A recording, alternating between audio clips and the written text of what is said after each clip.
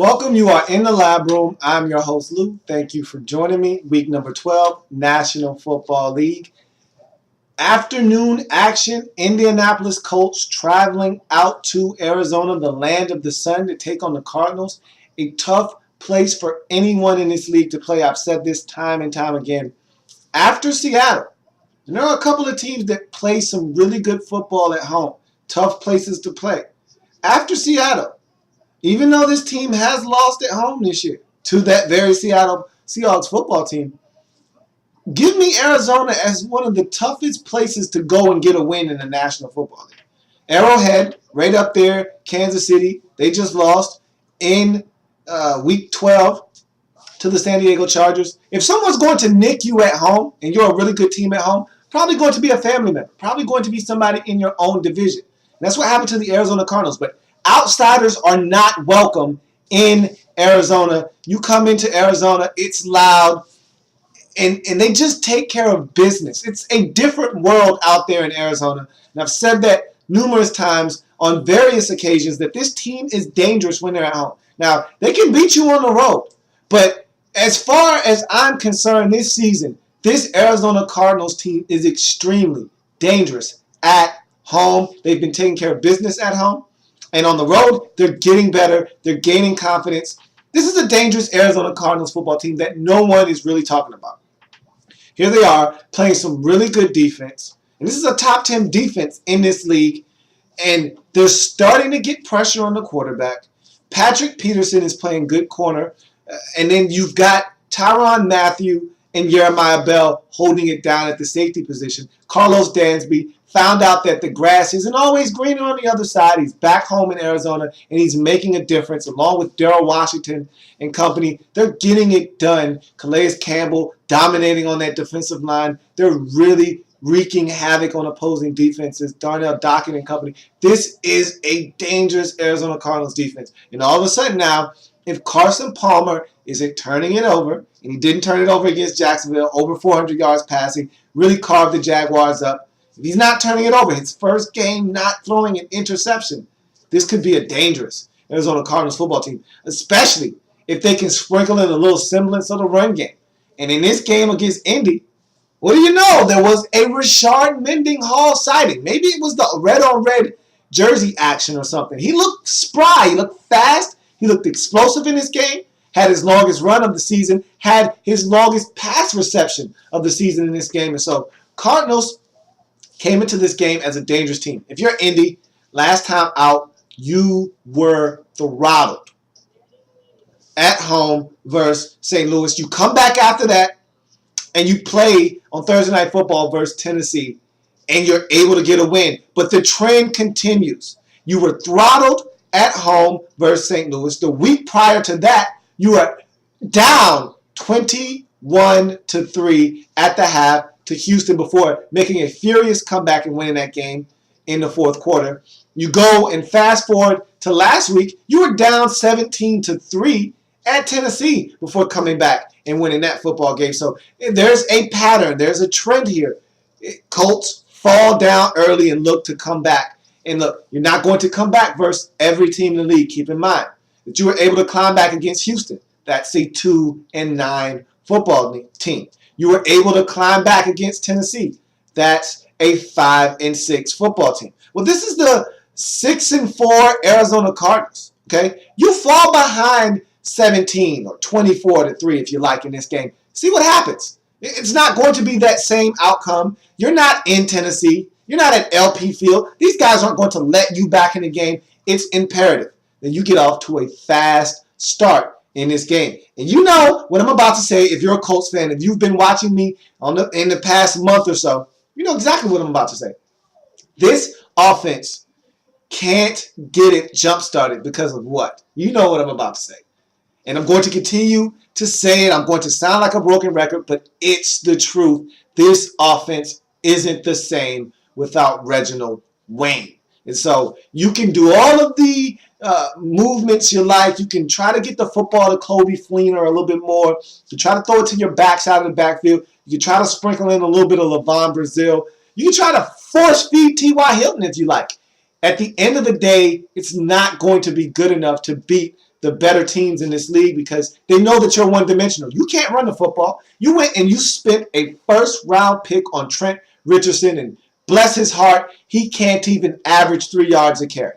He stinks, and your running game, for that matter, isn't where it needs to be to take some of that pressure off your passing game. And so you're left to try to put the weight of the world on the shoulders of Andrew Luck and ask him to win every single week. And he doesn't have the requisite targets to get it done. He doesn't have enough, and the only guy that he can rely on week in, week out is T.Y. Hill.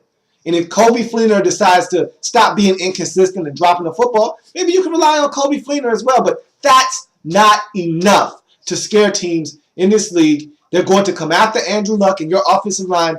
It's okay. It's adequate. It's not great. So teams are going to come after your quarterback, force the issue. They know you can't run the football, and you're going to be one-dimensional. You're going to find yourself falling behind in games like you've done over the last 3 games, last 3 or 4 contests. And then you're going to have to try to dig yourself up out of holes, and you're not going to be able to do that every week. And that's what happened in this game.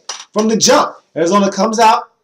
They put together a 8-play, 80-yard drive, culminating in a Larry Fitzgerald touchdown. They jump out to a 7-0 lead. Colts come back. They get the football, and 3-and-out they go. Arizona gets the football again. Down the field, 10 plays, 80 yards, another touchdown. They're up 14-0, just like that. Colts finally get on the scoreboard. It's 14-3 as they try to get their way back into this game. And Cardinals had an opportunity to make a field goal. It was blocked. So this could have been even worse if not for the special teams of the Indianapolis Colts salvaging a possession and getting that possession away from the Cardinals and not allowing them to get on the scoreboard. So this game could have gotten even worse in the form of more points being put on the board by the Arizona Cardinals. But at some point, if you're the Indianapolis Colts, you've got to get off to better starts. You've got to play better defense. You've got to force some turnovers. You had an opportunity, and this is where,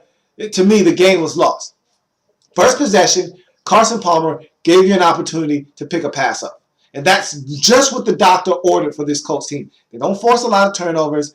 They're, as a matter of fact, they're one of the least turnover-friendly teams in the league. They don't turn the ball over. They don't force you into mistakes. And so if you're the Indianapolis Colts, Carson Palmer throws a lob job to Rob Hausler on the sidelines. You got 2 defenders over there, one being Vontae Davis. He's got the ball in his hands, got a chance to get both feet down inbounds, cannot do so. Ball comes out. It's incomplete. That's your opportunity right there to jump on this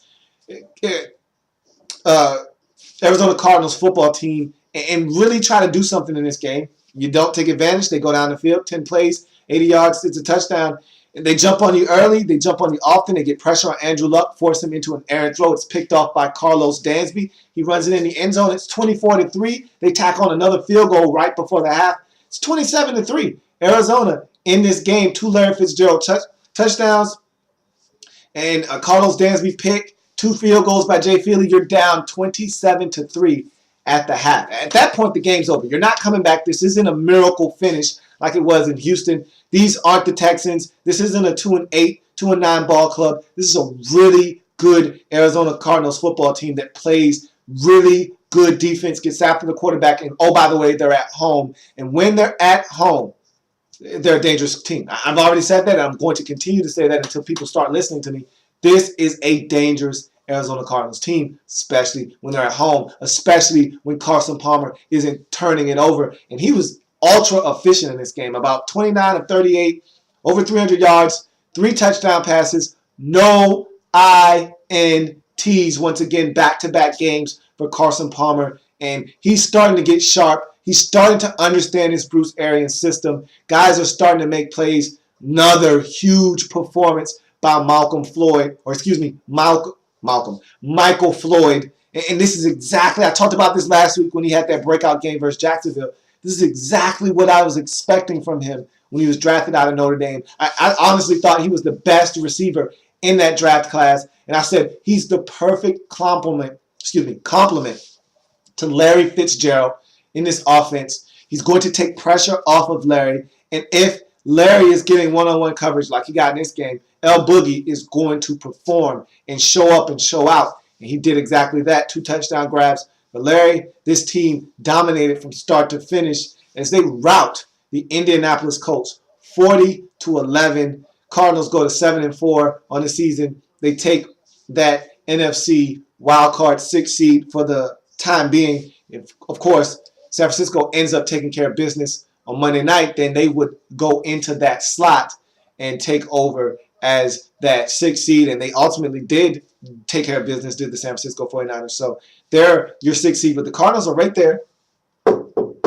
knocking on that door. They still have San Francisco in their building. That's going to be a phenomenal game. I would love to see that game be on primetime. Don't think it will be, though. But that's going to be a great matchup, one that I can't wait to watch, because I really think that the Arizona Cardinals, barring some kind of unforeseen circumstance or some kind of huge catastrophic injury until that game, they can win that game. I expect them to win that game. They, to me, are a better football team than the San Francisco 49ers right now. I mean, you look at their ability to play defense. They're athletic enough defensively. Tyrann Mathieu and in that secondary with Pat P, they can get it done. You look at the linebacking core, Carlos Dansby and Darrell Washington holding it down in the middle of that 3-4 defense. But don't forget about John Abraham. What a free agent acquisition he has been. He's a guy that can get pressure off the edges. Shaughnessy has been holding it down on the other side. Then you look at that defensive line, and you've got guys plastered up and down that defensive line that can get it done.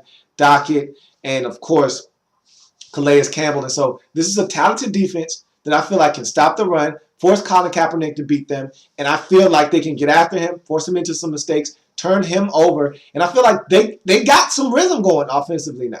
And I feel like they can do some things. That's a really good San Francisco 49ers defense. Again, can't wait to watch that game. But I'm looking too far into the future. This was a big win for the Cardinals at home versus a really good Indianapolis Colts team. They took care of business, and they beat them up physically 40-11. And if you're the Indianapolis Colts, another game. This is your 2nd in 3 matchups where you were thoroughly dominated start to finish. Once at home by St. Louis, now on the road versus Arizona. And the stark contrast is in those games between that and the Tennessee game where you were able to come back and win. You were out physical in those games. St. Louis is a physical football team. Arizona, physical football team. They play a physical brand of football. Right now, I'm starting to get the sense that the Indianapolis Colts are reverting back to their finesse ways.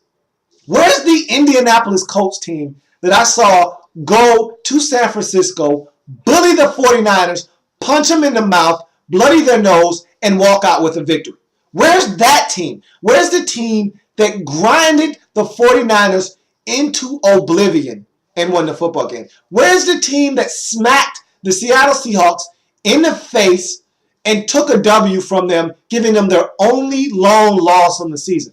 Where is that Indianapolis Colts team? I long for that team.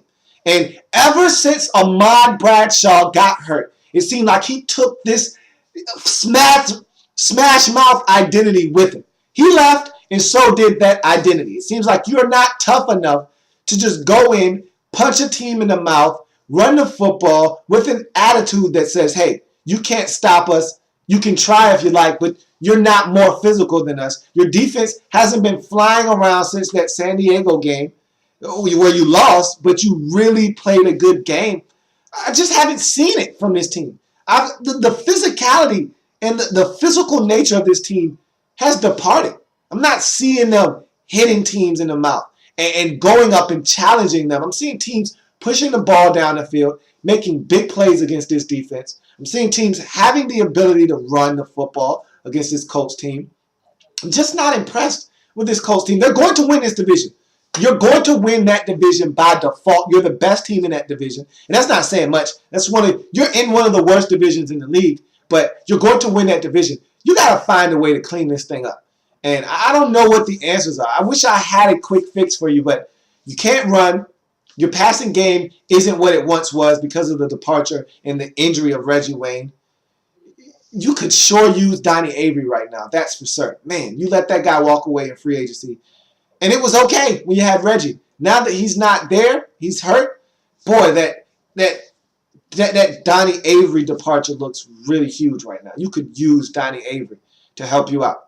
But there's no sense in crying over spilt milk. What's done is done. You've got to find a way to win with what you got. You've got to find a way to make the guys that you have on this roster work, because there's nothing you can do now. It's too late in the season to try to go out and do something, and it's going to be tough because, again, right now teams see you as a one-dimensional football team that isn't that good at the one dimension that you do have left, which is throwing the football. You just don't have enough, and Andrew Luck is steadily under siege. This offensive line isn't protecting him well enough to allow guys to separate.